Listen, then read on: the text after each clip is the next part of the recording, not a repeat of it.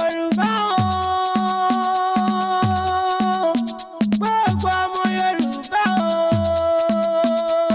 o, kẹ́ ẹ darí wálé ká má gbàgbé àṣà ilẹ̀ bàbá wa. Mo ló ti yá o, Aláṣàbí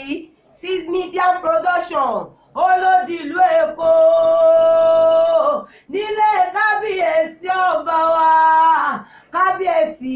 ọba Rídíwánù Akíolú Káfàtà ni mò ń ké sí o. Wọ́n ní wọ́n bá wọn délé bàbá tẹ̀yìn Èkó àkété arómisálẹ̀gbẹ̀lẹ̀gbẹ̀ ẹ̀gbọ́n ta ló lomi ta ló làbàtà bútú bàbodò kodò Èkó àdélé ibi àǹgẹ́rẹ́gbẹ́ sáré tẹ́lẹ́sẹ̀ méjì lọ ẹ̀yìn lọ máa fíjú wọjà máa rìn gbẹ́dẹ́kẹ́ ọ̀bùn wọjà apá ṣíọ̀ṣíọ̀ ó ní bójú ò bá tẹ̀yìn ìgbẹ́ tí ojú òní tó pọ́lé ẹ̀yìn lọ máa rí dẹ̀ tó pọ́lé o ọmọ àtùpàdùgàn ó lẹ́ni ọwọ́ ẹ bá tó ẹni ó wá tún lé bàbá ńlá bàbá wọn ṣe wọ́n lẹ́ni tó bá dé kó bí ó bá gbó onítọ̀hún lè gbọ́n mọ́ mọ́ pé rọ́ nílùú ajé níbi ajé gbé wọn létájégbé sọlẹ̀ nílé bàbá tiwa ni kábíyèsí kádé ó pẹ́ lórí kásẹ̀ kó pẹ́ lẹ́nu kọrin kése ìrùkẹ̀rẹ̀ tẹ́ wà ń wò ìyá dòkin ni